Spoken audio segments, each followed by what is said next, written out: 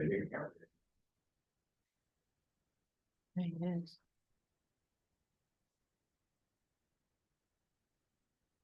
Okay, sorry. Okay. Good evening and welcome to the September 17th session of the Port Commission Business Meeting. We will start with pledge of allegiance. I pledge allegiance to the flag of the United States of America and to the republic for which it stands, one nation, under God, indivisible, with liberty and justice for all. Roll call, please. President Lorraine, And Vice President Clute, Here. Commissioner Nance, here. Commissioner Peterson, Here. Commissioner Dodd. Here. Say so. All right. Modifications, additions, and changes to the agenda, sir. I do have one under five business action items. I'd like to add 5C. So that will be selecting a proposal evaluation committee. So I'd like to have 2 commissioners sit on that as we go through those RFPs for the owner rep. So we're adding that to the agenda this evening. All right, fantastic. Public comment. Either here or. Okay. Seeing none, we'll move on. Consent agenda. We have, it is approval of minutes for commission meeting on July 16, 2024, August 6, 2024, and September 3rd, 2024. Ratifications in the bills in the amount of $269,505.08. Approval of payroll for August 20th, 24 in the amount of $45,269.56, and for September 4th, 2024 in the amount of $45,071.56. I make a motion to approve the consent agenda in its entirety as stated. Go ahead, second. Second. Okay, motion second to approve the consent agenda as stated in its entirety. All those in favor? Aye. Aye. Opposed? I'm assuming you're That was an I, Rob. A1. Aye. Perfect. perfect. All right. Special presentation reports by outside resources staff and government officials. Landmass wines. I don't know how familiar you are with Melanie Melanie Schmidt and before, Leah Myers. but they are out in our Flex 2 building. Have a wonderful business. Are some of our favorite tenants. They pay on time every time. I certainly love that, and they pride themselves on it too. So come on. Okay, this is our moment. So they're exceptional. Yeah. You should try the wine. It's a good start. The wine, I'd like to. I mean, they got to be. I didn't bring any to share. So he's me. Does anything like hip chicks do wine and? Oh, yeah, we know them, yeah. Yes, we're the hipper chicks. Yeah. Oh, you live here in George. Yes, true. They have motorcycles. Oh, nice. I think today serves like mostly as an introduction because you'll get to see our faces, see a little bit about our history, and then kind of like the past, present, and future. So I'm Malia half and Melanie half. We started this about our own business 6 years ago. So we're 6 years in, we're going into our 7th harvest. So right now, actually, the grapes just started coming in last week. They're going to rain on us next week. So we're kind of in this nice little in between right now, so we can make it to the feeding. So it's great. Let's see, where should we go from there? Well, we just, Landmass for us is something that we have really built from the ground up, and it has really started to flourish, and we have a lot of recognition behind us, and we're kind of looking to the future, right? We started off kind of small, and then it just sort of skyrocketed. We've gotten a lot of accolades and a lot of recognition, and now we're looking into that next step of like, where do we want to go from here? What can we do here in Cascade Locks? How can we draw more folks to Cascade Locks and bring more attention to this area? Because we love it and we really want to cherish it and preserve it. And so really it's just about that for us. It's just like, telling you who we are and our vision for our time Do here you in have a this town. specialty as far as style of wine? We focus on whites, rosés, and sparklings. We do make a limited amount of red, and our second best-selling wine is our chillable red. It's like an extremely light body red. People go wild for that. So we're just kind of, I think what's been great and what people have really latched onto with us is that we have, since we've bootstrapped the business and we are our own owners, we have no investors, we kind of have been able to do whatever we want as long as it satisfies the two of us. And because of that, that freedom of kind of like knowing the rules, I think one reason that we've excelled is because we have a good foundation of like academic behind us. We got her degree in winemaking, so we know the rules, but we also know when to kind of like get creative and flex on them. So, Yeah. so And I think people latch on to that. yeah, and speaking of being creative, our wine career started in the Willamette Valley, right? Because everybody in Oregon is like, the Willamette Valley is the darling pearl. And then about 3 years ago, we started to look at the gorge and we said, the Willamette Valley is special, yes, but we think the gorge really has something extra to say and its own path and its own story. And so we actually packed up our entire operation from the Willamette Valley out in the Dundee area and moved it here, and people thought we were nuts. They thought, they were like, I cannot believe that you would leave, you know, this area that has so many accolades and all this The recognition. guaranteed sales. Yeah, and we're like, no, I don't think the gorge is so special, and there's Mhm. some incredible agriculture going on here, and we really wanna be a part of that. Mhm. And And in a lifestyle way. Yeah. As well. yeah, and in the last 2 years, we've been on, we've either placed second or third of Oregon's best wine. So getting fruit from the Columbia River, literally right here in this area, and then being able to make wine that can hold up against some of the pioneers, right? We're talking about Stoller, we're talking about Argyle, we're talking about like the big boys, to be able to be right up against them and be like, yes, we're doing this in this town that you haven't heard of, but you're gonna, Nice. right? So, yeah. And there are 1,100 wineries in Oregon, so Yeah. to get that Mhm. up there is very exciting for us. Yeah, it's really cool. So basically, this was also kind of, you know, moving to Cascade Locks, it was the heart of the gorge. We get a lot of our fruit from the Washington side, and then we also go to the Dalles or Mosier. But we also still hang on to some of our fruit contracts in the Willamette Valley. So as for our name, Landmass, that's what we wanted to kind of hone in on, which is drawing from these different regions and then making something spectacular. I think there's like a really nice congruence, I guess, with being in the heart of this spectacular landmass. And then just having this brand and doing these creative things. So a big part of our customer base is in Portland. And so they are driving out, you know, anytime we're doing like some sort of like our wine club pickups. People are making the trek out here to see what's going on, and it's been really exciting. So, And we're like, go to the Bonneville Dam, you know. Oh, yeah. Stop by Thunder Island, we're trying to like drive people to these other businesses, right? We're like, come see us, but also check out all these other really cool things there are to do here. but really, in our last wine club pickup, we sent them a list of things to do, which was really exciting. So just now, we had one last weekend. We told people to head out to the Bonneville Dam because, you know, the salmon are here right now. And I mean, like so many people that I talked to, they went, they had no idea that was happening. It was really amazing. Yeah. Also, I used to be a tour guide in the gorge, that's where that was my moonlighting job while we were getting Landmass started. So then we actually went to the locks today, just to see everything. So this is.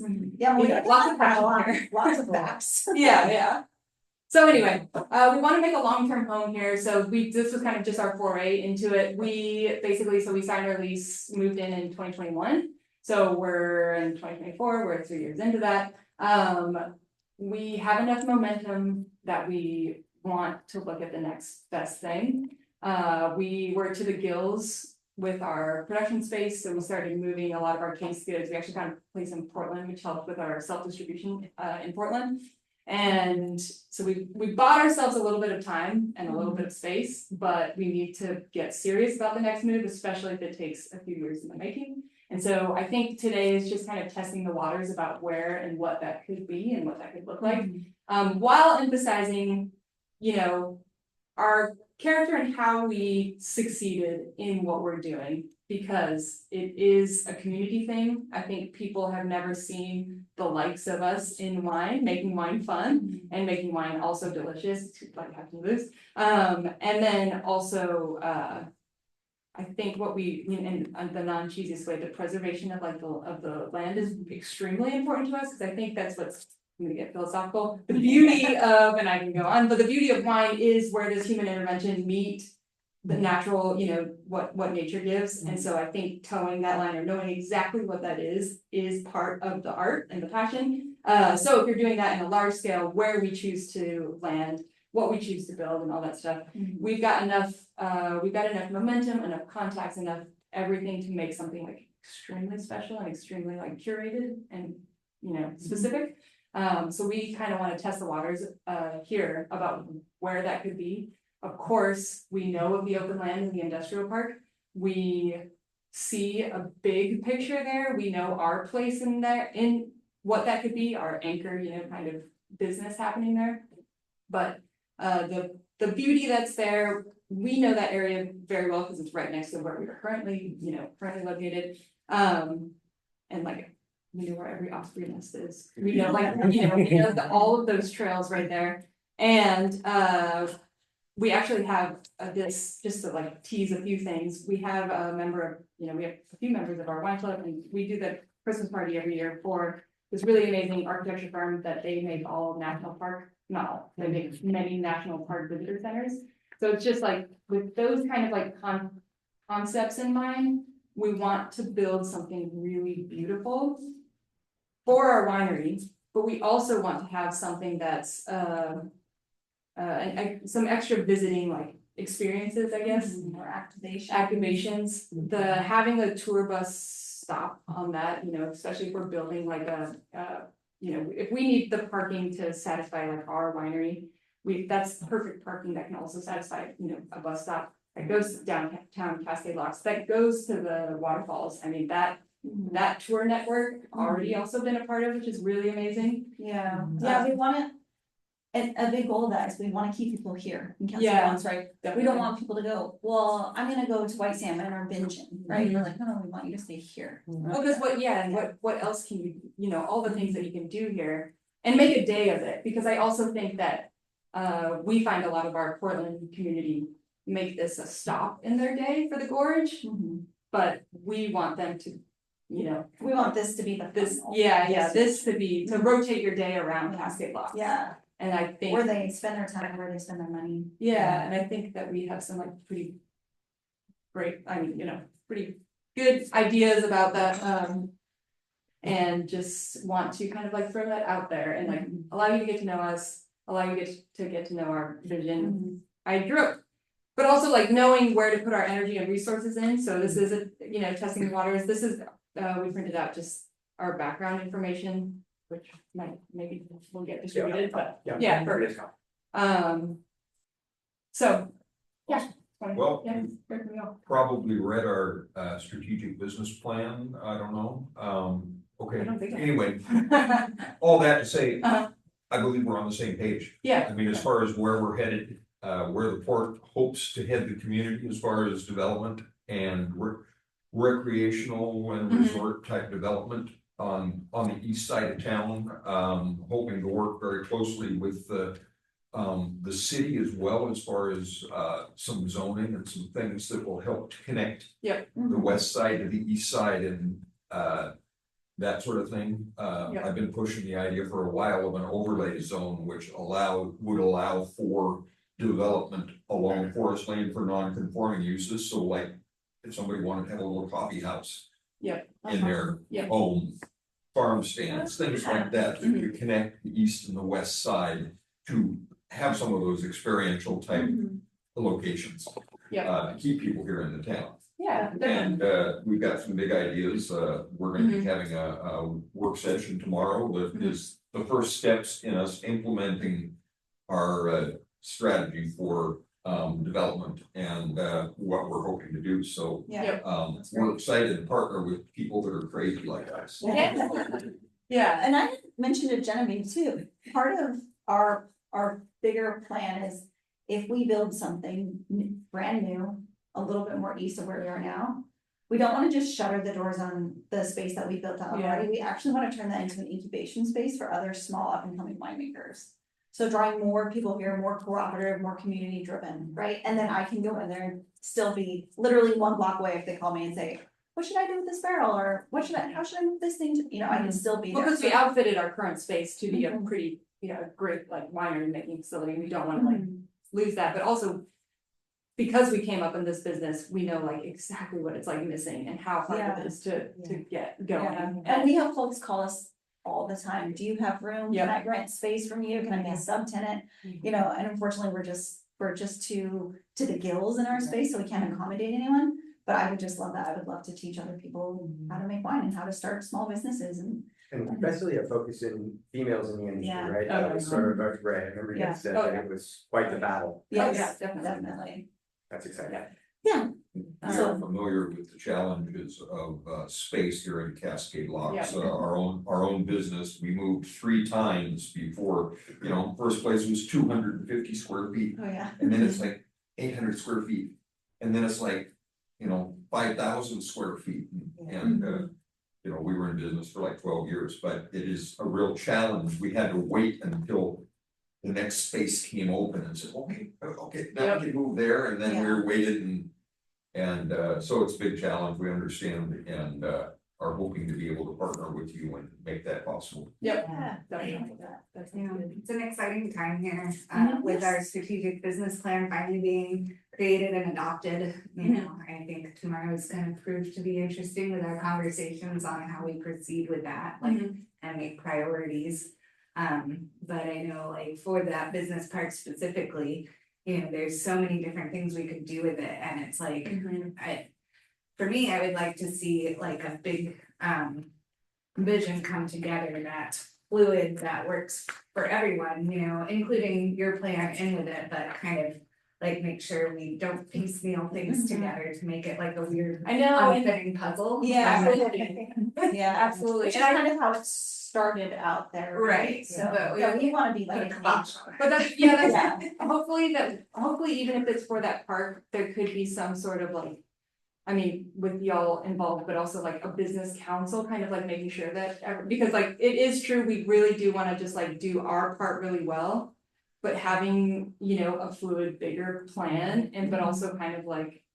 Help kind of forming that plan would be really nice, because like, there's so many ways that could go. Yeah, well, I mean, lot. we have the experience, prior to being Yeah. here, we worked in tons of shared spaces. Mhm. Or, sort of like blocks of wineries, right? Mhm. And you can see pretty quickly what works and what doesn't, right? Yeah, So, yeah, yeah, I think we have a lot of totally. experience in that arena.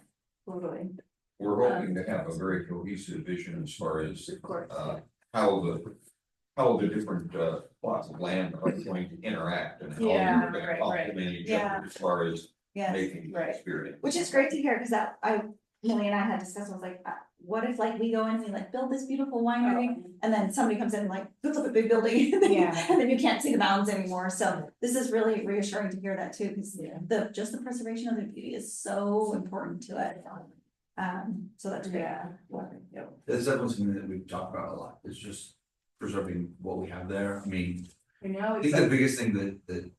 I've seen as a potential challenge with anyone that would be going down there, especially that isn't industrial, is that Bear Mountain is right there. yeah, And that would be an eyesore, right, like, Doing a lot of you would have to think trees. about that from, you Yeah. would have to think about Yeah. that from a design standpoint. of Yeah. How do we angle people so they aren't staring at. yeah, Big Or urban smokestack, yeah. right? Yeah. But I mean, there's also a lot of other industrial buildings that are currently there and they're not gonna be going away anytime soon. Yeah. So there's a lot of thinking that needs to go into it, how do we piece these together so it doesn't feel disjointed. Exactly. Two other like things though, is just one. I know that needs to be a broader discussion of this, but like, if we're devoting our, life to making this our like, the gem and pearl of our life. We do wanna look at ownership of the land, and I know we've heard that maybe there's some aversion to that. But it's, we love Cassie Locks, but we are talking about, I think like the building of this business has been so wild and so much work. And so when we think about that, yes, there are resources and maybe it's a partnership that we can get together, but in our limited view of like what we've done and where we've come from. we want to put our energy into owning something. So that's important to us.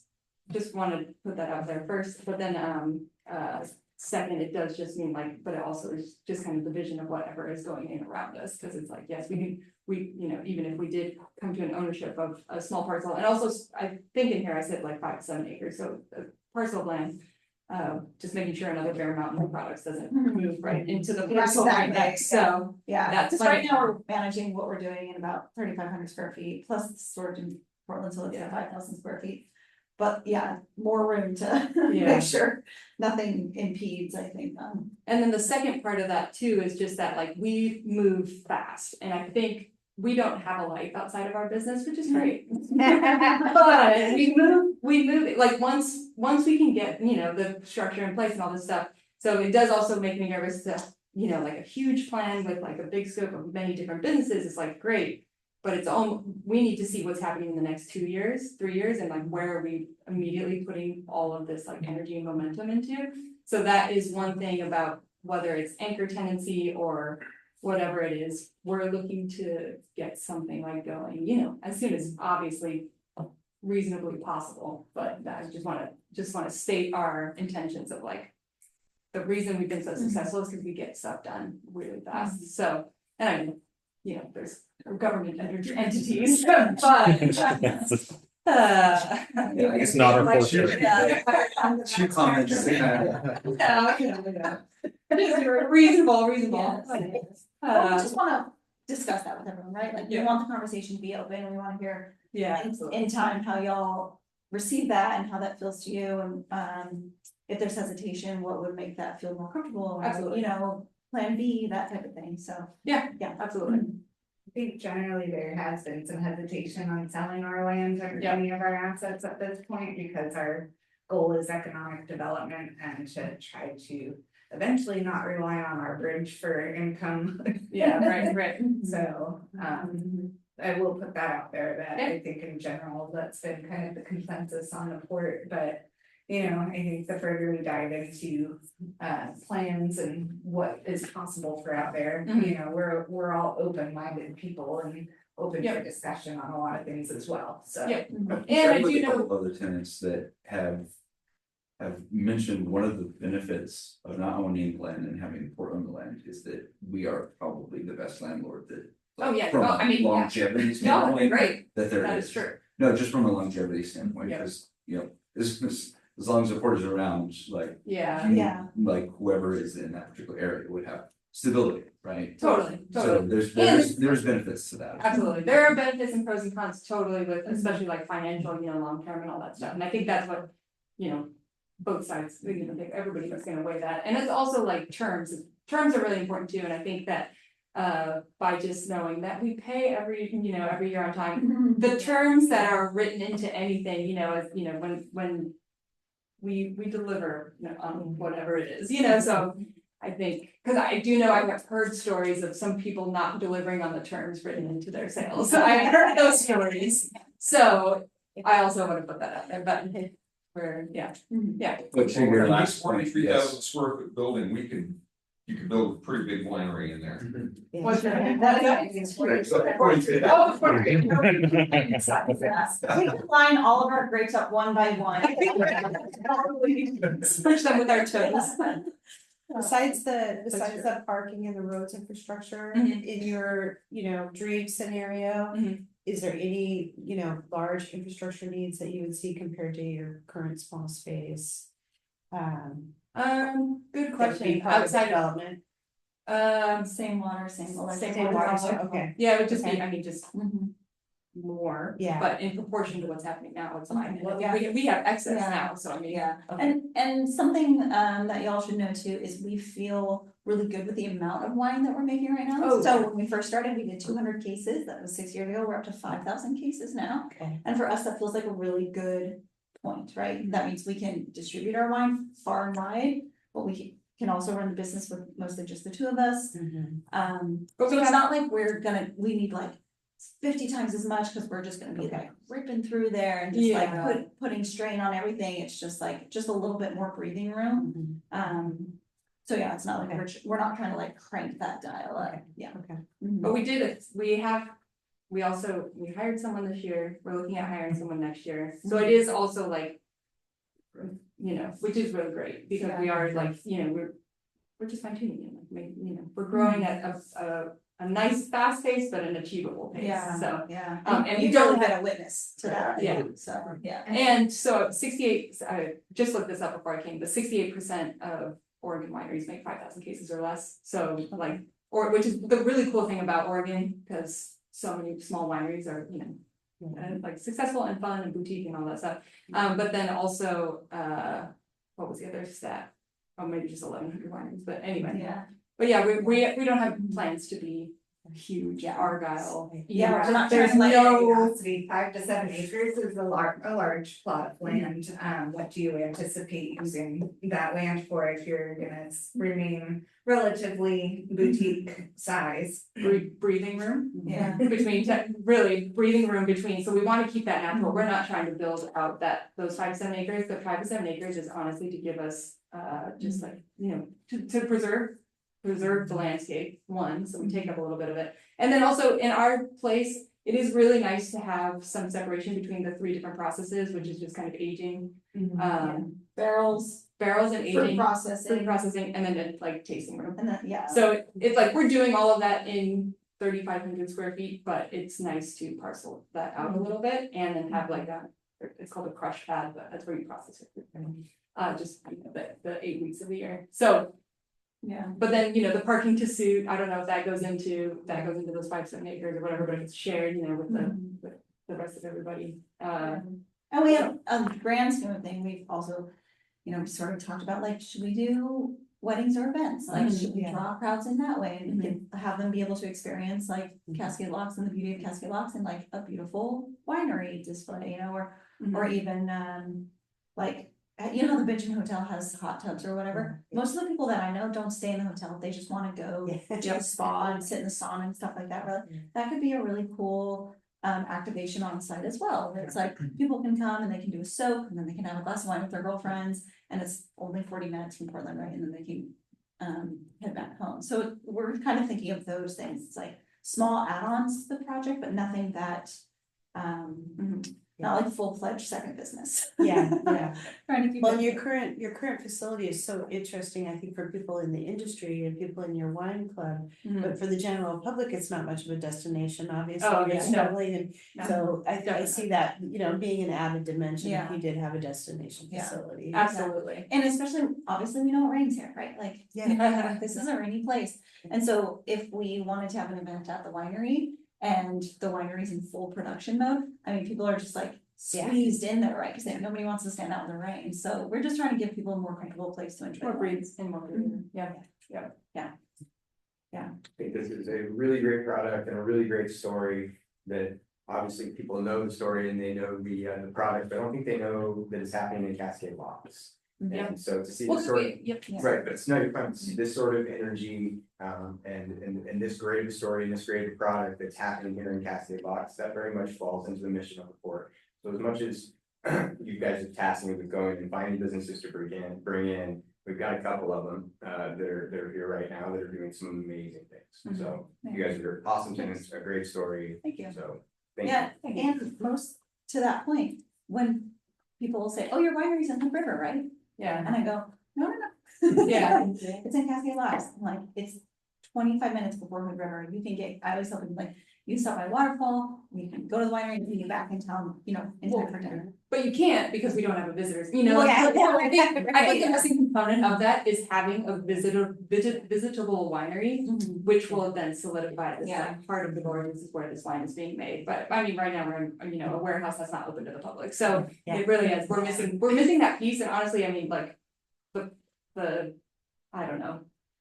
The long-term vision of that is just like beautiful, of like having visitors and stuff. So, yeah.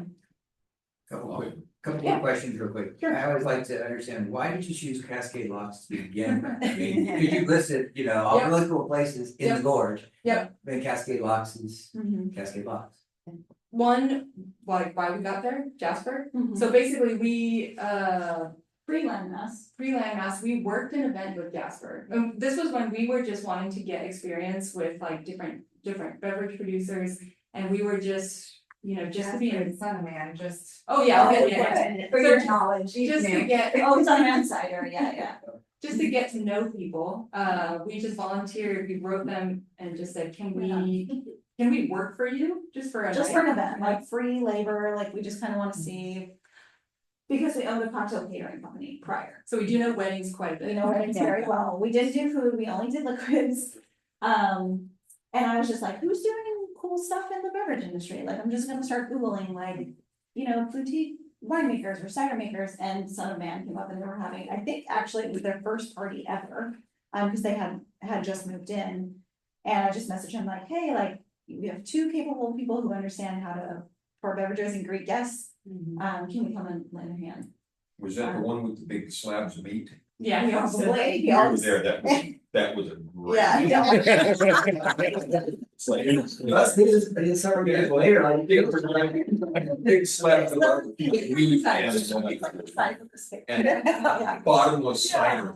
That was- Yes. Man, that was a great event. So you met them before? Yeah, maybe. We probably wore 2 classes.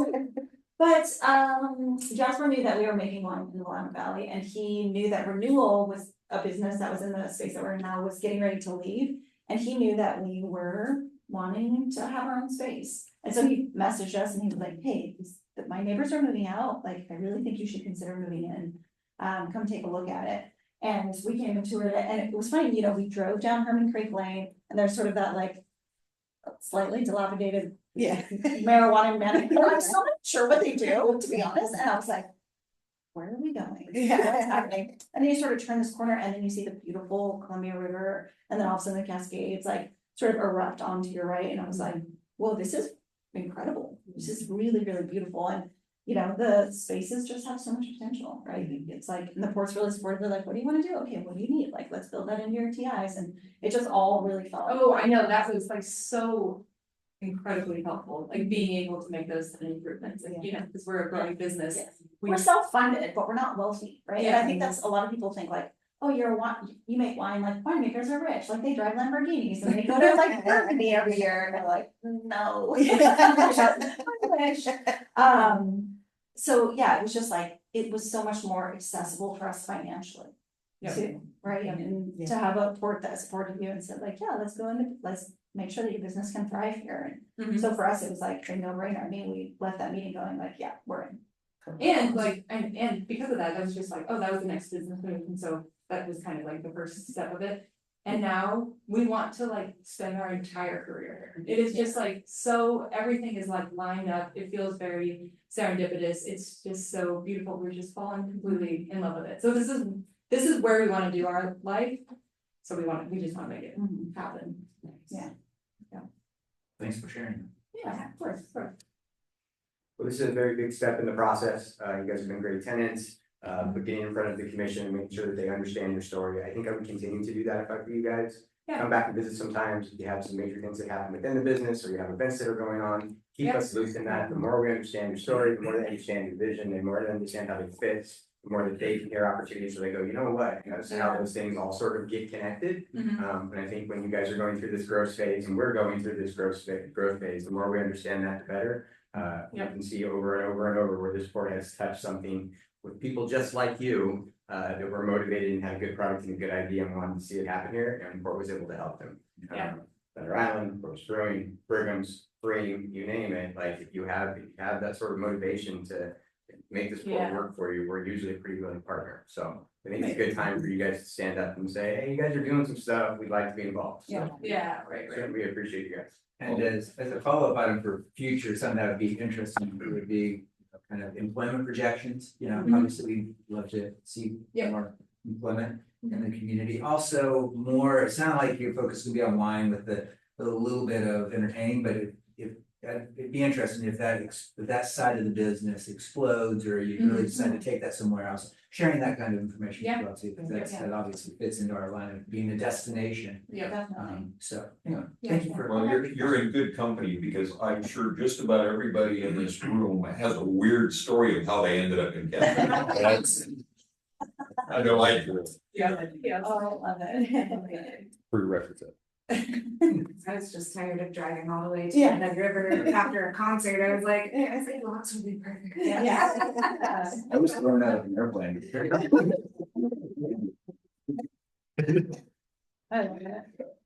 Well, again, I think half of you have our email addresses. Yeah. Let's just stay in touch. We'd love to just continue to be in communication. And we'll do whatever, I mean, well, I'll get you those employment, Yeah. whatever you need, we wanna make it happen, so. Probably not in the next 8 weeks, cause we're crushing fruit like Yeah. crazy people, Yeah. but come, come Michelle, to should slow. leave your minute. Like. you I should know, come at and see any it. point. Yep, Yeah. yep, you'll usually see me around like in between noon and 2 driving up with a truckload of fruit, Mhm. and we'll just start putting it in the press. So, You said earlier, government does not move quickly. oh, I know, So- I know, but I can do it. 2 months I is can like, do- well, Yeah, you'll just start talking about it, you'll be present. Yeah. So, well, thanks for the call. Yeah, absolutely. Thanks for coming in. Of course, of course. How does this work? I know, did you leave? Yeah. You're welcome to hang out, but Probably the day. get a little dry. Yeah. Hit the gas. Yeah.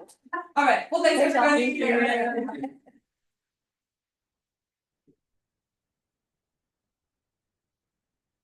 All right.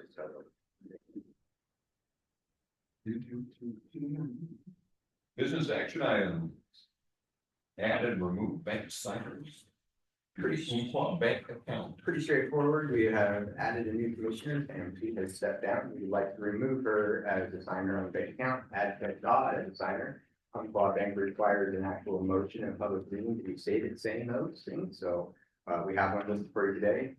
And we would need to do that in order to make Todd a signer on Umpqua Bank. All right, I make a motion to approve removing Pam Tweet as bank signer, and I make a second motion to approve adding Ted Dodd as a bank signer. I'll second Both of them. both of the motions. There's been a motion and a second Two to motions. add and remove bank signers and Just for fun, because I know Umpqua, let's do a vote on both motions separately. You got it. So the first motion is to approve to remove Pam Tweet as a bank signer. all those in favor? Aye. Aye. Aye. Opposed? Motion passes unanimously. The second motion is to approve adding Ted Dodd as a bank signer. All right, all those in favor? I Aye. saw Albert's secondary. The second counts. Just want to make sure we get the vote out. Alright, aye. Aye. Motion passes unanimously. Imagine that. All right. Approved for economic development grant program. All right, so this one starts with a big mea culpa. I owe Commissioner Nance and the entire commission an apology. I misstated during our last meeting that we had a formal vote to approve the grant program guidelines. We actually did not. The commission had a lengthy discussion during executive session, including legal consultation with general counsel on some of those remaining items that we had to discuss about the grant program guidelines, but the commission wanted to table the vote to the next meeting so that Commissioner Nance could be present and have any of his remaining questions answered and participate in the vote. The next meeting was then canceled, and so fast forward to our last meeting, I had it in my head it was done and wrapped up in a nice tidy bow, and it was not. So we do need a formal vote to approve those guidelines as written. What will be coming next, as you remember in the last meeting, the commission approved the IGA for MCED to administer the grant program. But we do also need to finalize the details of our scoring criteria matrix, which aspects scored how many points, and so the commission is going to need to provide some input on how heavily you want to weigh some criteria versus others. And then, of course, actually the grant agreement contract templates. So you have 2 more votes coming up following this one on those aspects before we can launch the program. So what you have in your packet today is those guidelines that we looked at. and discussed during that executive session, and we do need formal approval for the guidelines to move forward. We need a motion before any discussion. In theory, you should have a motion, second, and a discussion together. I'll motion that we approve. Hold on, we get the agenda first. Right.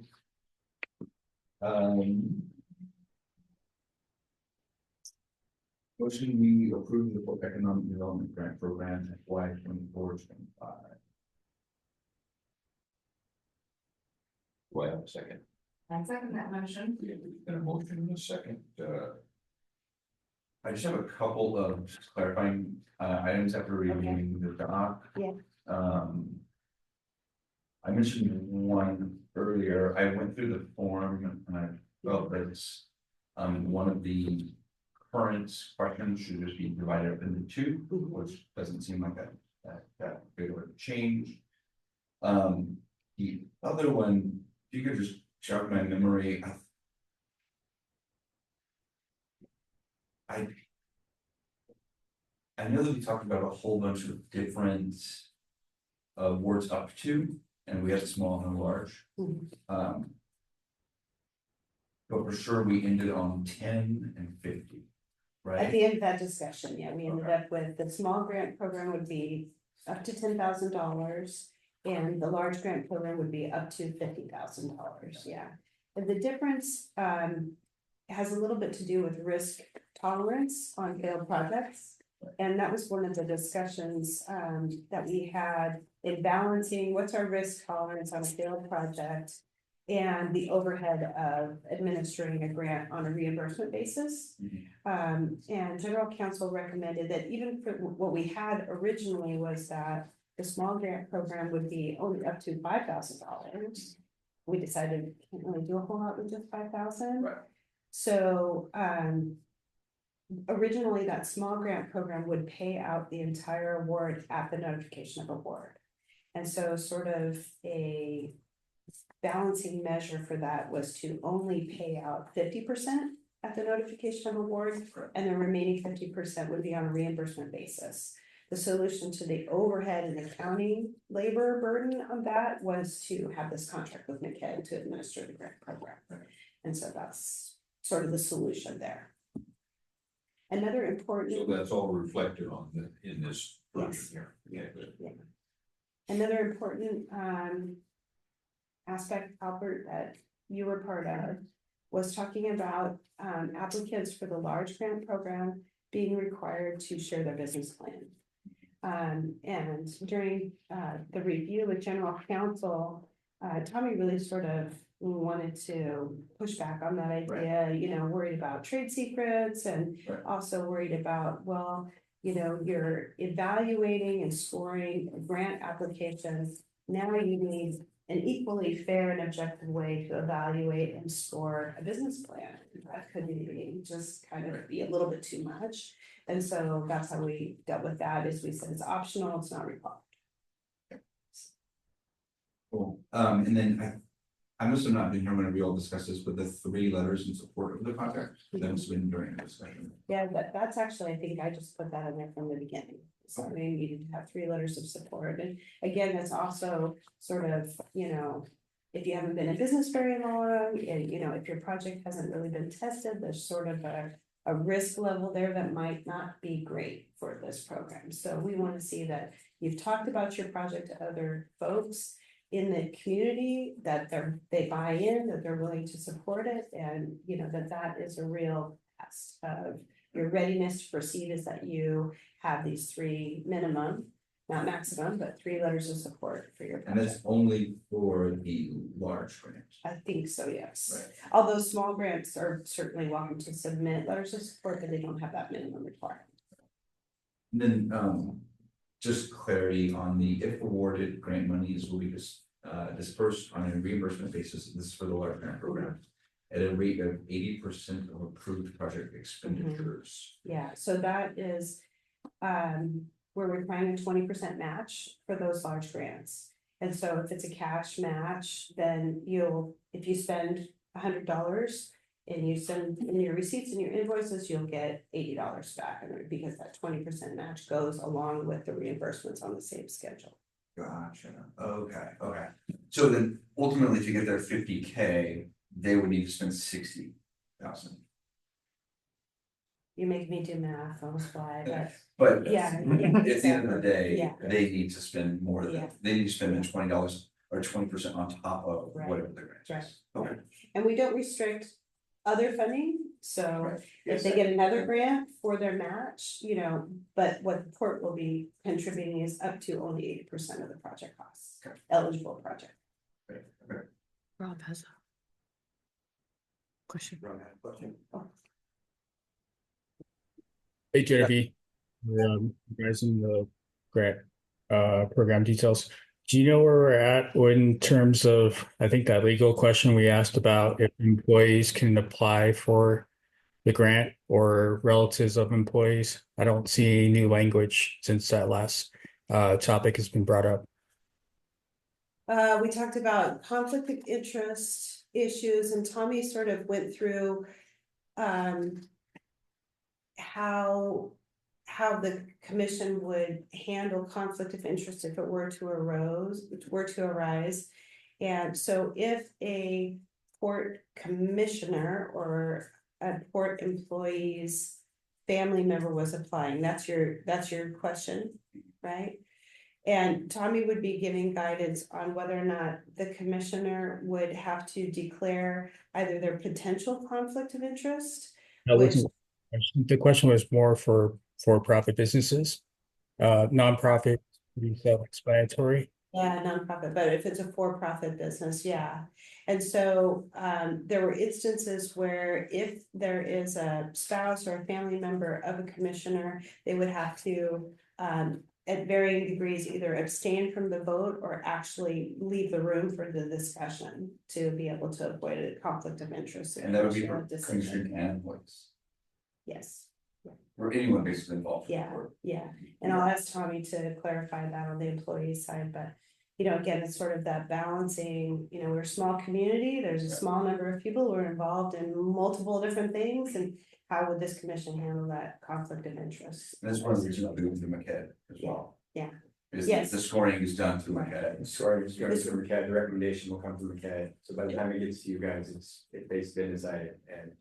But the final vote does rest Always, with you, right. you don't have to take McKebb's recommendations. So if there is a conflict of interest, then that commissioner would have to abstain from that vote and may need to leave the room for the discussion. Sure. To avoid that. Do we have everything, all of our questions answered? Yeah, So. I can connect with you later on that one question from the form. Yeah, and the whole commission will see the entire form once it's, So, yeah, no, finalized we don't need to modify the motion because there's, this has as it's. already been modified. There were just clarifying questions during our discussion point of the motion. Yes, absolutely. Okay, there's been a motion, a second to approve the 2024-2025 Port Funded Grant Program Guidelines, Priorities, and Eligibility Criteria. All those in favor? Aye. Aye. Opposed? Motion passes unanimously. Thank you.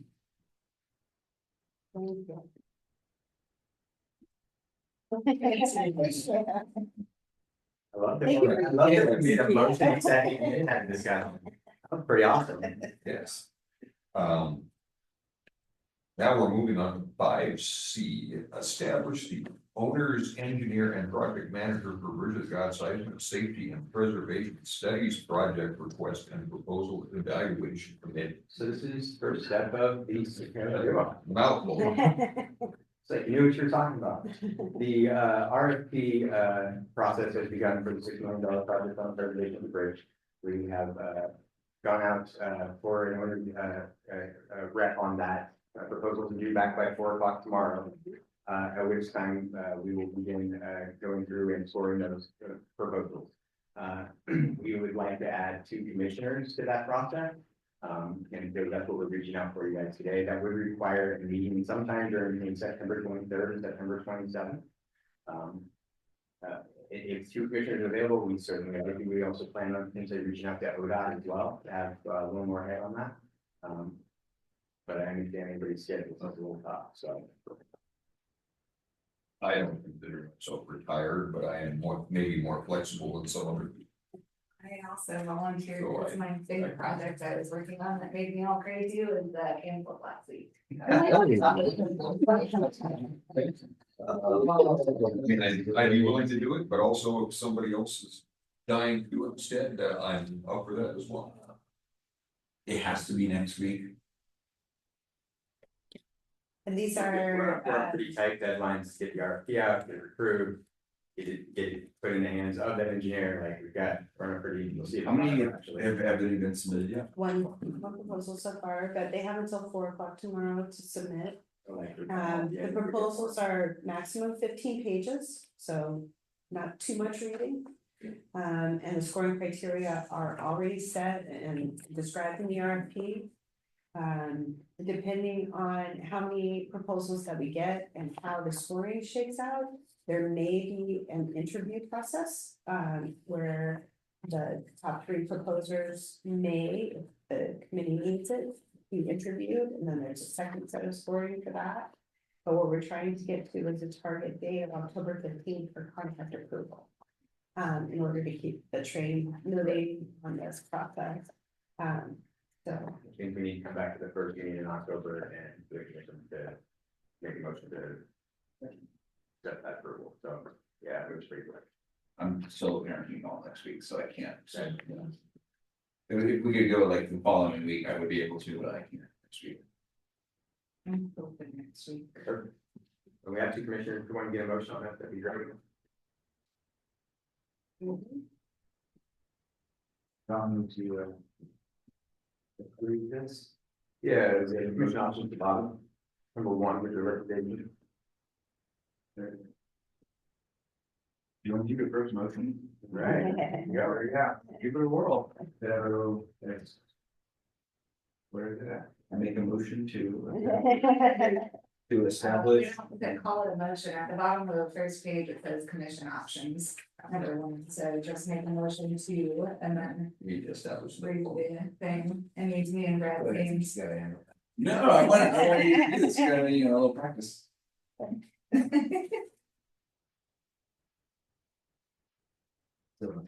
Right. From page. I'm gonna go with the back. I make a motion that the committee approve the establishment of the owner, engineer, and project manager for the Bridge of the God Seismic Safety and Preservation Study Project. Request for proposal evaluation committee and appoint 2 commissioners as members. Those figures being. The numbers are, you have to say our names. Oh. Brad and Carrie. Right. I'll second that. There's been a motion second to, I'm not gonna repeat this, but to appoint myself and this lady here, and include Eric Cody as Mel Blank. Are you nervous? Okay. All those in favor? Aye. Aye. Aye. But I've seen somebody read the whole thing. All right.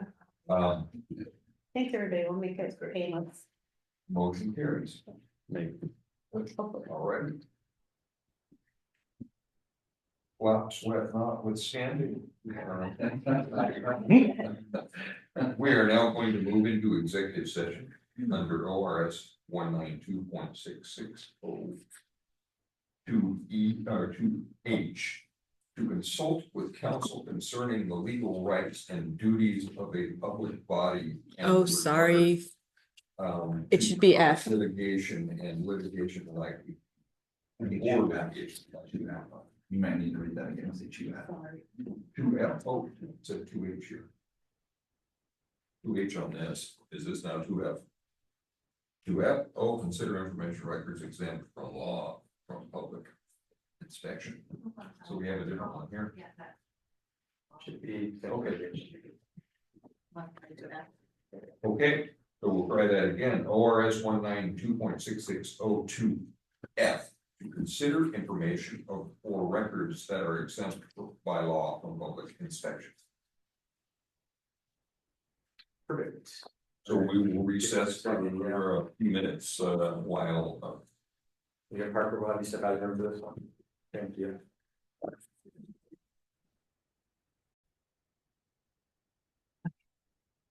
We're good now. All right, we're back. We start with the executive director report. Good job. Oh, okay. Are we gonna have Parker do first, right? Oh, Parker, go. Keep going with the pattern here. Yeah. I'll go over kind of business as usual last couple of weeks. Announced bids for the Harvey Road restroom install work. That's looking good. We should be on track for being able to get that finished when it's delivered, end of October. We installed a new cash kiosk in the front of the park, and it's been working out well. It feels much more secure than the last one that we had, and it's been a nice change. Trimmed Cramblett Way trees back. If you get a chance, go out in the business park, have a look around. It's looking very good. Been working with the Flex 2 tenants to ensure a smooth juicing season, making sure everybody's got room to work out there. We're almost empty in Flex 1. That could be ready to be showed here very soon. Bridge of the Gods incident, the team handled it very well. Extapa remodels on their last few checkoff items. Currently, they are just waiting on a hood extension for their hood to be able to exhaust the dishwasher hood outside of the building. They were confused on what they needed, and so they just had one last item back order. Once they get that, we should be on track to have a. Open right at the start of winter season. I'm looking forward to it. I'm ready to eat. Wait, a dishwasher hood is standing between us and margaritas? Pretty It's well not, lit. it's not even about the clean glasses, it's like they have to actually exhaust the heat that comes out of the dishwasher. It's the moisture. It's a moisture yeah. problem. That's the. Wow. We're looking for an on-call toll taker. So we've been doing some on-call toll taker inquiries that has been unsuccessful. Wow. I apologize. In fact, I got a couple quotes for some exterior moss treatment on some of our buildings. I'd like to stay on top of that. And then lastly, just a big shout out to the maintenance guys. We've got 2 new maintenance guys who've been working their tails off for us. But I also want to say a big thank you to our regular maintenance guys who've been on all summer. They really went through a short staff season and they did an excellent job. Everybody really performed well, and I couldn't be more appreciative. Chris, just a couple questions. Sure. The Flex 1. What else is in there? I thought it was just the platform. Yes, no, I know that, but I thought whenever they left, they just left a couple of things we were trying to do. They left in July 26th. We're also going to be having Stumptown networking is going to leave at the end of this month. So we're doing a bit of an opportunity to see if we can get a single tenant for the full building. As well, at this point in time, we'll start writing our triple net leases instead of some of these more complex leases that we've historically written. So there's a bit of a shake there. It's been farther apart, but because it lined up so nicely, it's like, all right, let's get the entire building empty. I have 2,500 to 7,000 to 10,000 square feet in a gorgeous, ridiculously cheap for rent. So we'll be choosing, we'll have people to choose from on this one. But yes, it would have been nice to have had someone immediately for the full building. But we'll wait for a call to get out of there. Gotcha, so it's more just lining it up. There was I thought there was some stuff to clean up, there was stuff we needed to get rid of, some other tenants had also stored some product in there and they didn't know where they were gonna put their product, because they weren't kind of looped in on all this. So we tried to do right by Melanie Malia, by Son of Man, right, where it's like, hey, get your stuff out of here, they didn't have a place to put it, so. A few things that we kind of needed to get through there, there was a garage door that had been damaged. But generally, and some glass, we're gonna put some glass. Yeah, that's my last. We're No- missing a glass. No super heavy, huge lifts, But a few things to sort through, and then a bit dragging our feet because Colin's leaving, I'm gonna do the same thing there. And then I'll be able to show these two spaces potentially You ready. said in the October? The end of September, I think it was I October. think it's this month, yeah, the end of September. Yeah, I think October first. It's been flying, the months just fly by, but it feels like we had this conversation a week ago, but I think it was a month ago. Yeah, no, Colin's leaving at the end of this. Yeah. Okay. And that will put us out of the Bitcoin business. Okay, for my part here, I wanted to, let you know that, our events manager is going to be giving an end of season report in October. So she'll have a lot of great information for you, but in the meantime, I wanted to invite you to visit locksvenue.com, which is a website that is connected to the court's website, but is solely branded for the weddings and special events market. It is a key marketing tactic that Janetta wanted to put in place this year so that our brides, we're not having to sort through a government website to decide whether or not to hold their weddings here. And this website is completely dedicated to them, provides them with everything they need in order to plan and schedule their wedding. In Cascade Locks at our venue, it's gorgeous. It has some beautiful photography, and this is something that Janetta did entirely in-house. I'm really proud of having such a talented events manager and marketer. So she did a really great job. So look forward to that. Check that out. It's locksvenue.com, and also comes along with some branded, especially branded business cards, and we'll have some other, paper collateral that she'll be able to take with her when she's doing the marketing side of the business throughout fall, winter, and spring in the next coming months. So really cool stuff from Janetta.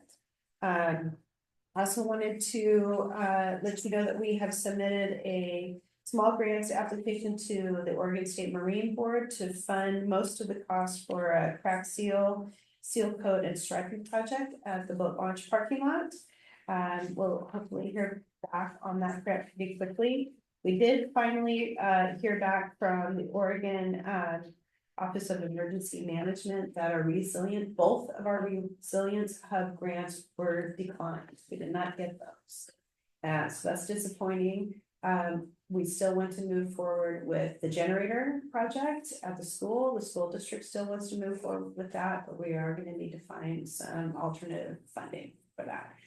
Parker's been working with Charles on a game plan on how we can kind of attack that project and make sure that we're ready for blackouts this winter during blizzards and have a good facility. Do you want to talk about the generator at all? No, we're kind of at the same point we were at. The biggest thing is the funding for the transfer switch. Funding for the transfer switch. About 23,000. Roughly, yeah. I think, and by the time we do it, we could maybe realistically think closer to 25,000. And I've also got an update from Adrienne Acosta, from the school here, and their HVAC system, when I spoke to her, was about a week out from being finished, which is great. That was another step in the process that we needed to finish before we could come in and do our work.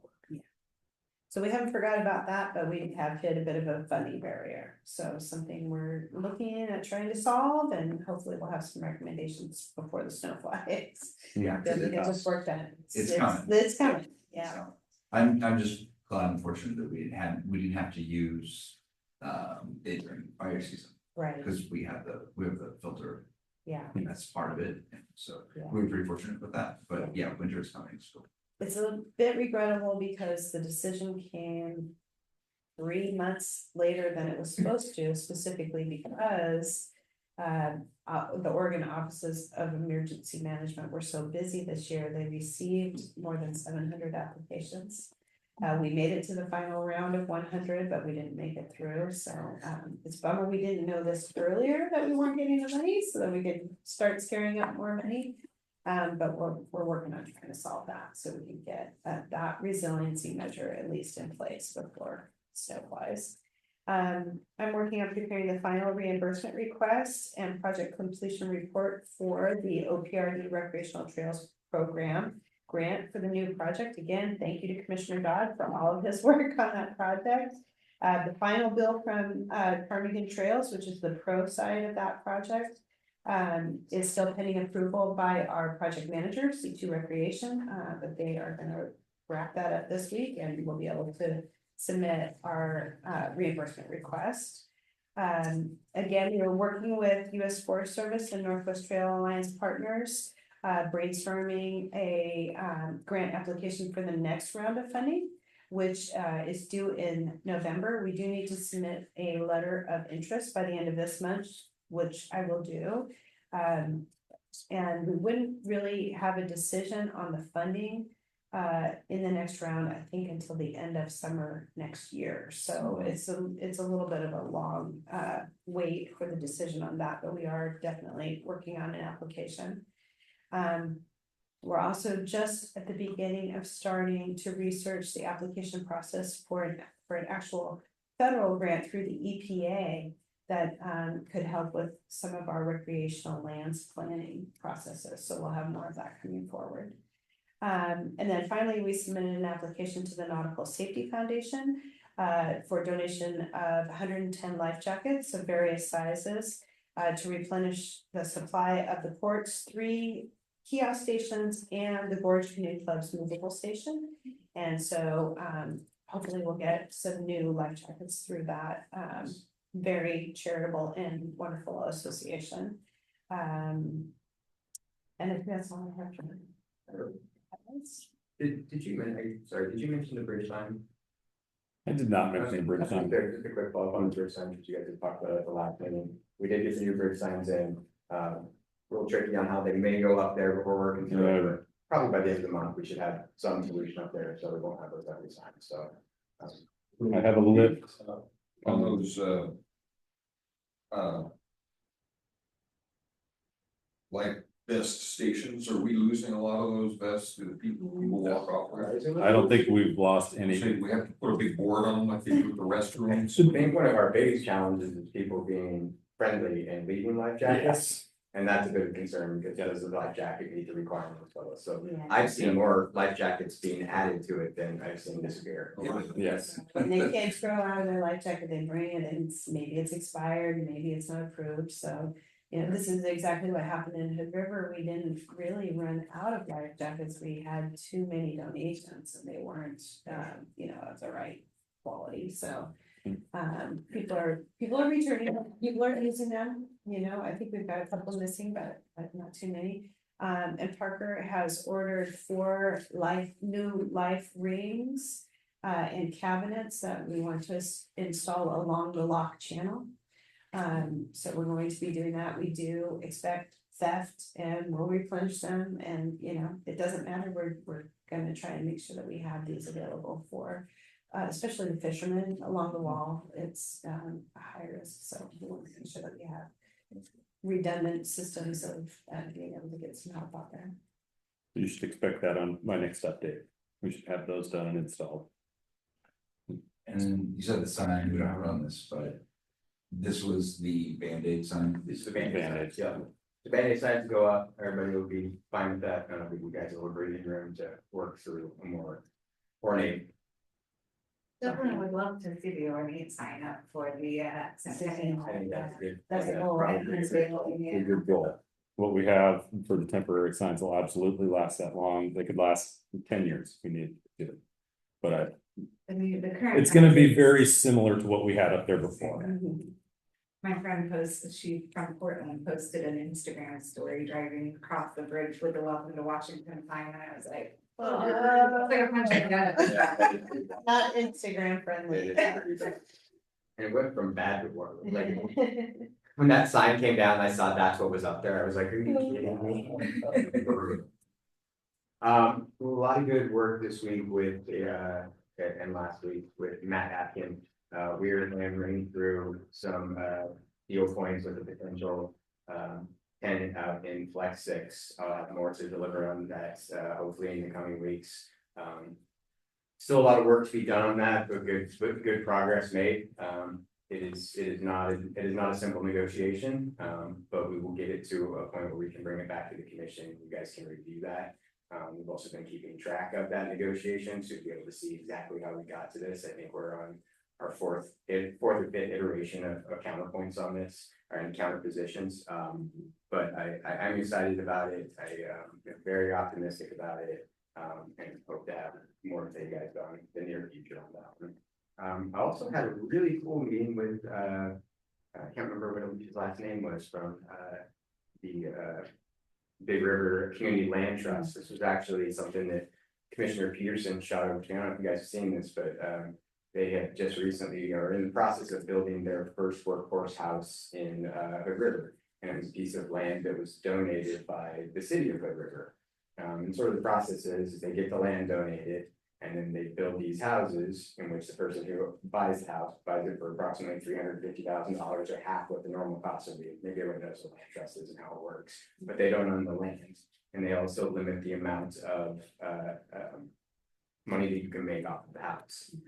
And so what it does is it does require you though to be able to go out and get a home loan for that full $350,000. So shies a little away from low income housing and more to that middle income housing and workforce housing.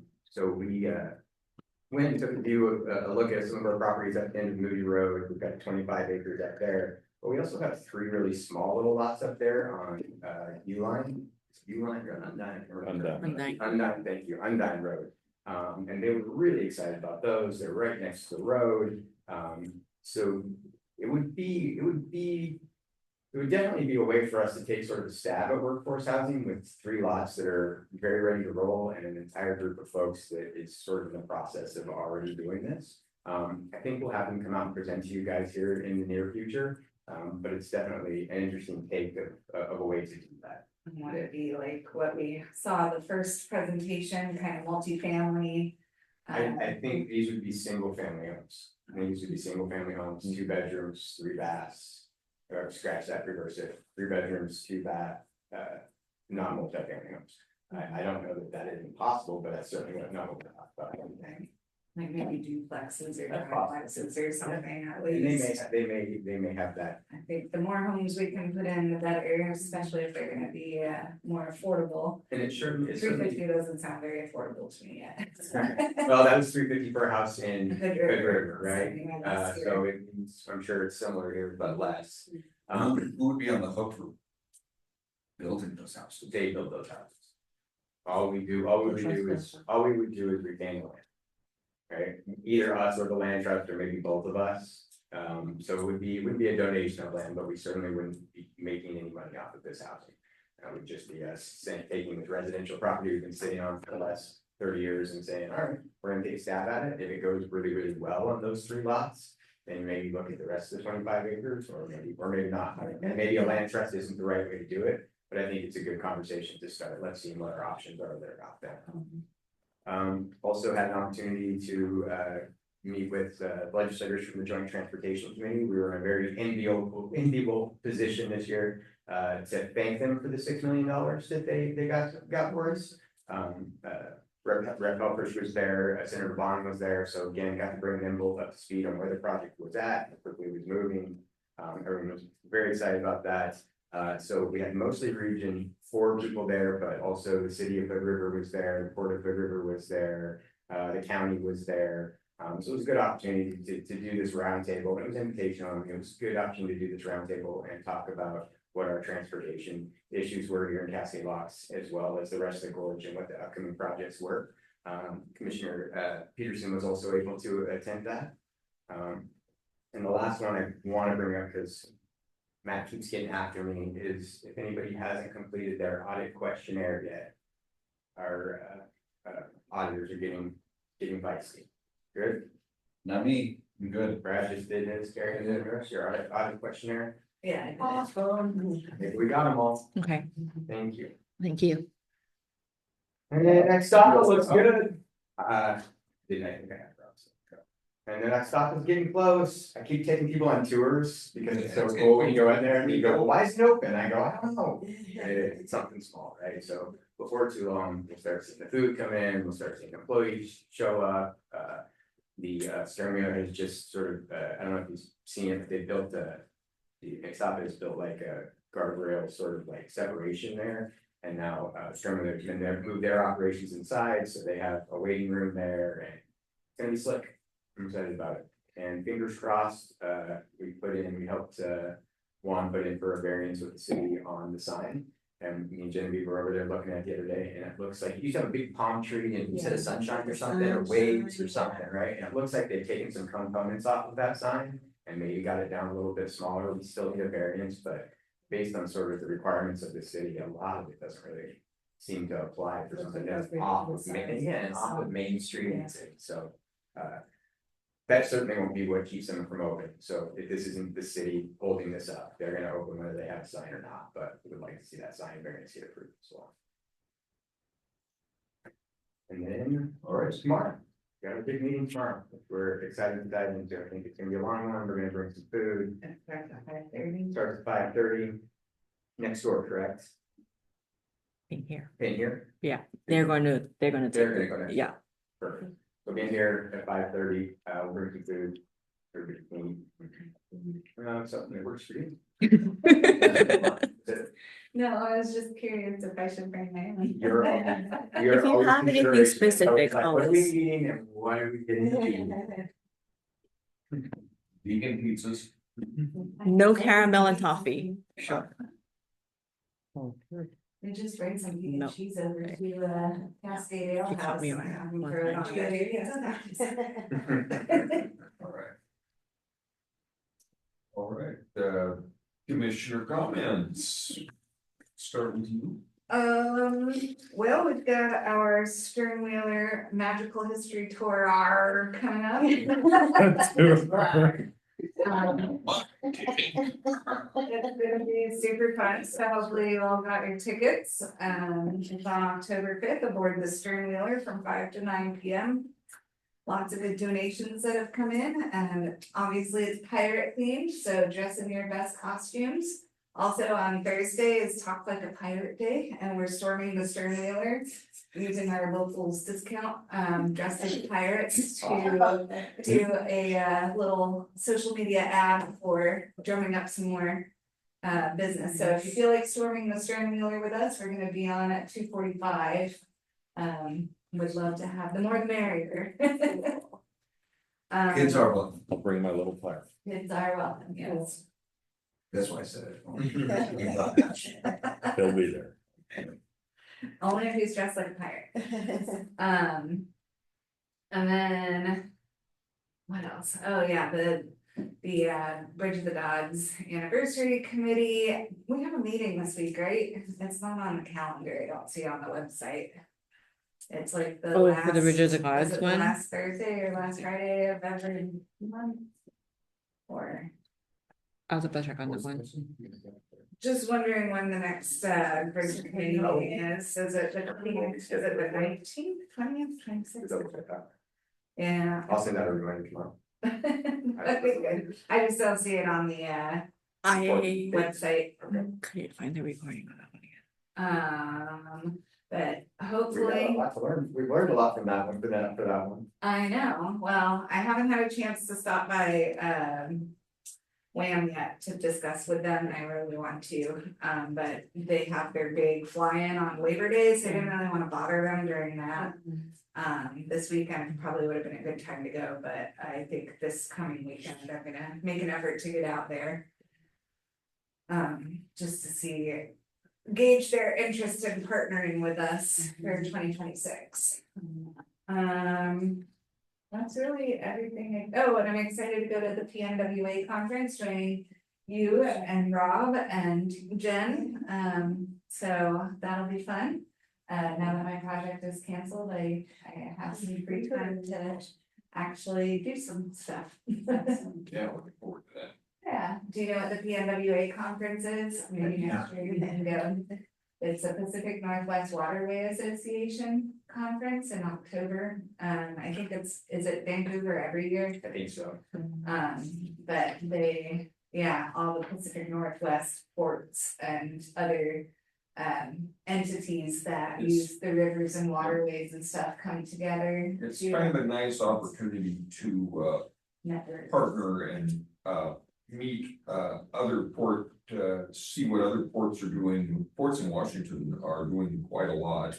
And it's nice to network with some of those and kind of learn from some of the things that they've done so yeah, it's pretty worthwhile. It is, it's a great opportunity. I liked it last year, so I was bummed I wasn't gonna be able to go, but things changed. We're glad to have you. And they feed you the heck out of you for like 3 days. So, you know. You and food. So It's live, right? Yeah. No. All right, Mr. Dodd? Well, first of all, I think it's really great we have some really good folks in town that are eager about doing, helping to advance our town, through a private efforts. I think that's great. I also really like the energy that I'm hearing, rumbling around in the community and the energy in our group here. So thanks to everybody for everything you're doing. Thanks for joining us. I would like to just say thanks to Landmass Wines. I have had their wines, and actually a friend of mine does a sub wine with them. She subsidizes part of their plus. Anyways, it's delicious wine. You all should try it. It is really nice that their establishment is here in town. So that's great. Be part of the auction at the Stern Wheeler night as well. So speaking of the Stern Wheeler, yes, I already have my tickets, so we're good there. Still And working on yes, your costume though? yes. And I was gonna reiterate Thursday, because it's super exciting. I don't know if I'll be able to make it, but very exciting. I did actually have a chance to travel all the way to Astoria and even Four Seasons over the weekend for a last little summer trip. And we stopped at the port of Kalama, and what a wonderful place. What a great place for us to kind of see as a vision for what we could potentially be. So that was super cool. The dock and everything that ACL had there was really an inspiration to, I think, some of the things and thoughts that I have for what would be good for us as we move forward, especially with ACL and with their dock. I saw ACL vans and boats everywhere we went. We're just driving along the Columbia on the way back, and you saw their boats absolutely everywhere. So when they plan to open up in 2026, we have a gem coming in, and we need to take advantage of it. But we can talk about that more tomorrow. I do want to extend condolences to any friends and family of the individual, and the situation that happened on Bridge of the Gods. I also want to talk a little bit about, I guess, once again, just express that we just need to have a generator like this winter. Partner and I talked about it the other day.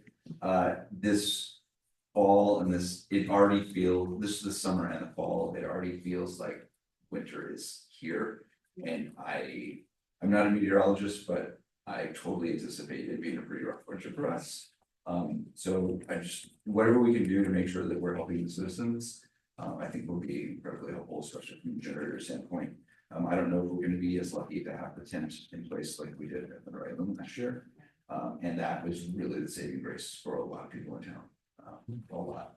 So whatever we can do there would be beneficial.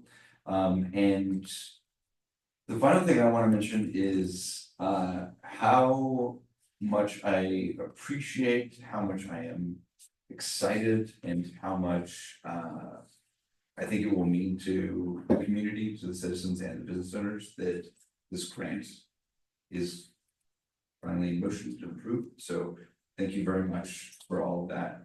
It's going to be super rad, and I think it has a lot of really great potential for the community. So I'm excited about that.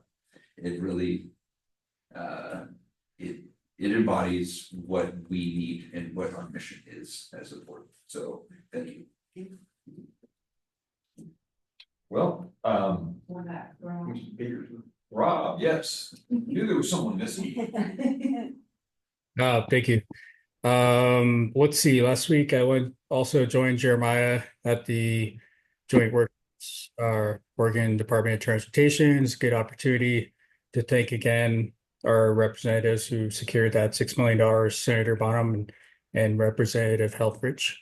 And also it was interesting to hear the, different voices in the state, to the Transportation Department about what their concerns are and needs. And a lot of the recurring stuff that I heard was, top number one issue is safety. Wildfire mitigation is probably the second thing. And then the third thing was, I think alternative ideas for funding our roads, such as pay per mile instead of the gas tax. So yeah, that was fun and informative. Later this month, I'll be at the Northwest Waterways Association and also the Oregon Ports Conference. And then the Bridge of the Gods Centennial Committee on Thursday. I'm still traveling, so I'll be back tomorrow in Tahoe right now. A big thank you to Parker and Genevieve for your continued work on the Life Vest Station stuff. I'm really happy to see the safety awareness pop up within a year of the drowning incident last year. So really appreciate the hard work. And also Albert, thank you for your advocacy for the town of Cascade Locks. Just trying to prevent another 19-hour power outage for Cascade Locks. So we'll do better this year. So anyways, that's all I got for right now. Awesome. Well, once again, you guys have said it all, which makes my job easier. I'm just a talking head with nothing to say, but I got my house painted with my tiny brother. I'm good for another 2 years. My wife snapped a picture of me up on top of the 28-foot, second story painting the fascia and sent it to my son, and he said, "Don't do that." I said, "Well, I don't have to do it again now till I'm 7, so I'm gonna be okay." It would have been better if you said you missed the spot.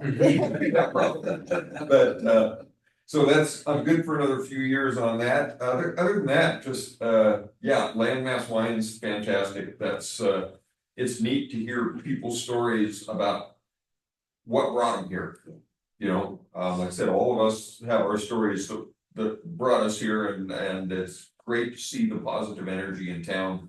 Looking really forward to all of us putting our heads together and getting the next steps of everything that we've been working on for the last year and a half or so of getting the strategic business plan done and wrapping our heads around where we're headed as a community, and how we're going to partner with people who are hopefully recipients of our grant program. If they don't take advantage of it, it'll be on them. But it's fantastic that we're getting it out there, and I really think it's gonna be a great program, and really hopefully get some opportunities for some new businesses. And so we're excited to see that come. But I had my orientation for the McKed, being on the McKed board, looking forward to my first meeting. So that's great. Other than that, Deb will be adorned in her new peg leg the work she's getting her knee replacement on next Monday. Oh, wow. So anyway, so we'll try to do her up like Long John Silver or something. Correct. But anyway, we're looking forward to the Sternler event. That'll be pretty cool. But other than that, just kind of preparing for winter. Like I said, it's feels like it's coming early this year. So yeah, I'm very happy that we have updated technology for the port, and that we don't have pagers. All the port people, we have current stuff, so we don't have to worry about impending explosions or things. But anyway, that's all I have. If there's nothing else to come before the commission, then I'll have a quick question as far as tomorrow is concerned. normally whenever we did the strategic business plan and we had Moss Adams here, they kind of like were the MC. What should be the expectation? Be the Bobbsey twins. Right. Will it'll be me and Genevieve that sort of lead this conversation. We have a Gantt chart tomorrow which breaks down the strategic business plan as well as the list of goals that you guys had at the end of my performance review. Some of those have been meshed together to be single goals. Some of them fall within sort of like this is a general thing we'd like you to do, keep it developing these relationships, which won't necessarily go. Some have been keep doing it. kind of consolidated and. There was some consolidation, but Great. what we'll really be looking at here is a lot of prioritization, right?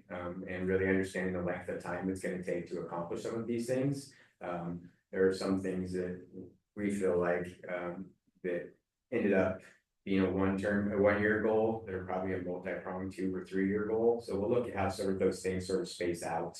We'll also look at, well, if I tackle this one, I can't tackle this one, right? None of this is me tackling any of this, right? It's trying to figure out how How to make the the funds we staff have go as far as we can the get them funds to go. and staff be able to tackle all this work along with just generally keeping the port up and running. The other piece is there were a number of things within the goals that were given to me that were one-offs by individual commissioners that although great, I don't have the full support of the commission to say this is how I should direct my staff. And so we'll need to look at some of those things, right? Great recommendations, great ideas, but are all of them something that the entire commission supports? So I think tomorrow will be where the rubber sort of hits the road with this commission. You guys have been in lockstep the entire way to get this plan in place. And I think one of the hardest things that we'll have to do is decide which order we do things and how long it's gonna take and where our priorities are. But you guys all have the same vision for it, and I think we all get there in the end. It's just which steps and in which order do we take it. So tomorrow, there'll probably be some decent conversations. Some of this will be a little bit like a Chinese puzzle. You're moving one piece and it's gonna have an effect on other things. You're gonna be opening up space for other things to happen, and so a lot of it's gonna be kind of a little bit of cause and effect on certain things we're doing. And there'll certainly be things that if you guys go, that needs to be a 1-year project, not a 3-year project in our mind, that it would be, okay, we're gonna have to find some consulting dollars for that, which I don't have in this budget, so I'll put that in the next budget, and now we can get that down. So tomorrow is really where a lot of this sort of gets spelled out. At the end of it, there'll be a big chart. Might take a couple of these, to be honest. We'll see what kind of feedback we get tomorrow. But at the end of it, we'll have a big chart, 5 years out, the things that we want to get accomplished in it, with the KPIs attached to it, projected start dates, projected finish dates, and we will print it up huge and it'll go on the wall right there. Take things off as we go. It's gonna be a combination of how we utilize the grant funds that we already have in place and how we make them go as far as we can, and also preparing for our next budget cycle and determining what things can we use with current funding in a combination with grants, and maybe certain things can be partly financed or phased over a period of time. I guess initially, what would make us money? Exactly. And what part of it, because some of those things, I mean, if the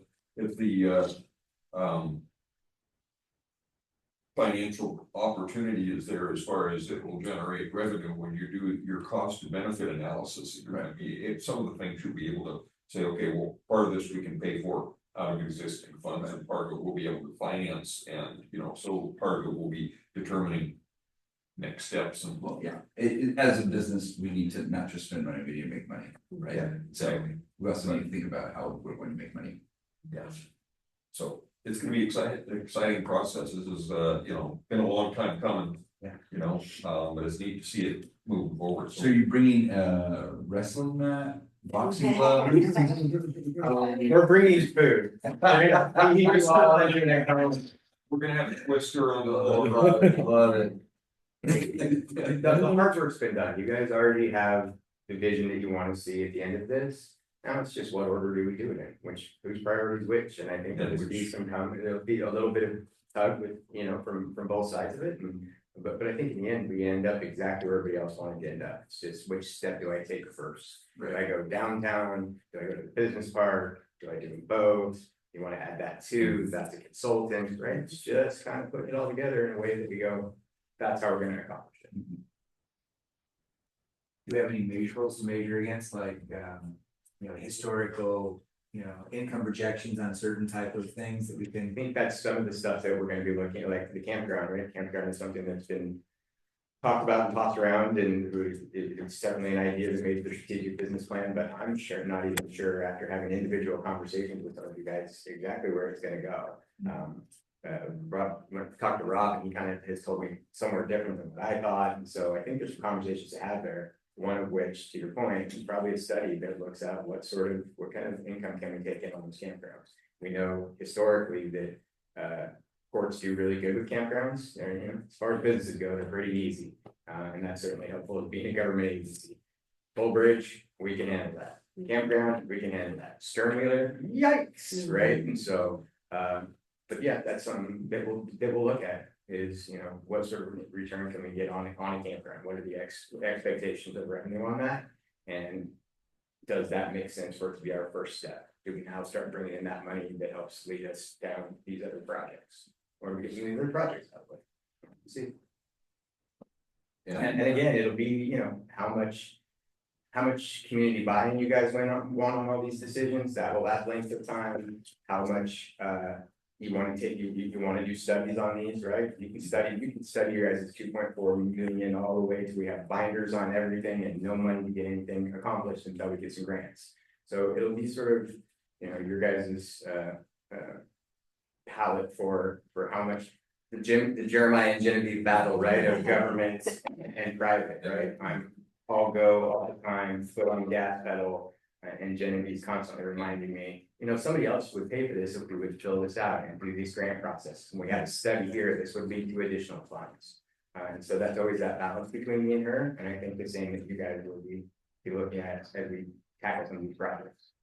The other thing I'd be interested in, I'm trying to get up to speed, obviously, some folks that have a lot more experience being in the community and longer term here would be assets to leverage.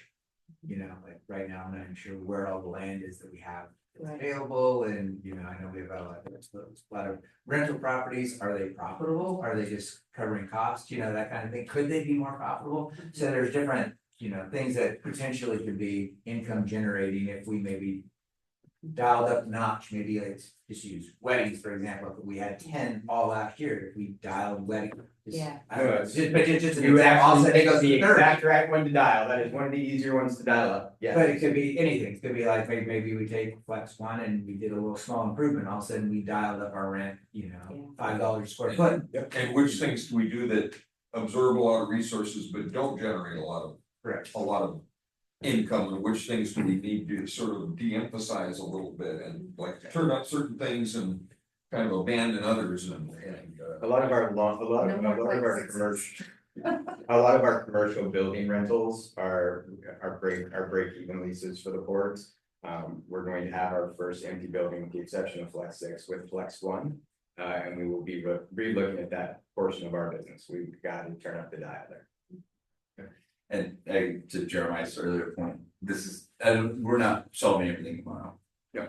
I'm 100% sure we're going to come out of tomorrow with more discussion and more, hey, could you check on this? Let's balance this and this, maybe info on this and this, so. Sure. Have you given Ted the tour of the port and all the properties? No, I haven't. Been a bit slow on getting Ted up to speed. Get a flashlight and go right now. We didn't get schedule a tour. It's weird because I feel like I've known Ted longer than a new commissioner, and that he's been part of port decisions because of the Northwest Trail Alliance stuff, and so forgive me for that. I probably should have scheduled that with you already. But You never gave me a tour of all of them. you had a tour either. Not of all of the property. Oh, okay. I made that part. Sure, yeah. There we go. Did you get a tour? Oh, yeah, no, we should schedule a tour. And see, Rob was involved so much, he definitely knows everything. Okay, yeah. I know where everything's at on paper. Yeah, no, you need to. Just the inside. Yeah, you need And I to. know where everything's at because I personally, but I've never gotten The grand tour. Do it the like, grand. I do like, what? It's better be a good tour than- 3 times long. Is there cotton candy? We stopped and play video games. Well, if there's nothing else to come before the commission, we'll adjourn. And we'll See see you you all tomorrow, 5:30. Here at 30, we will have dinner.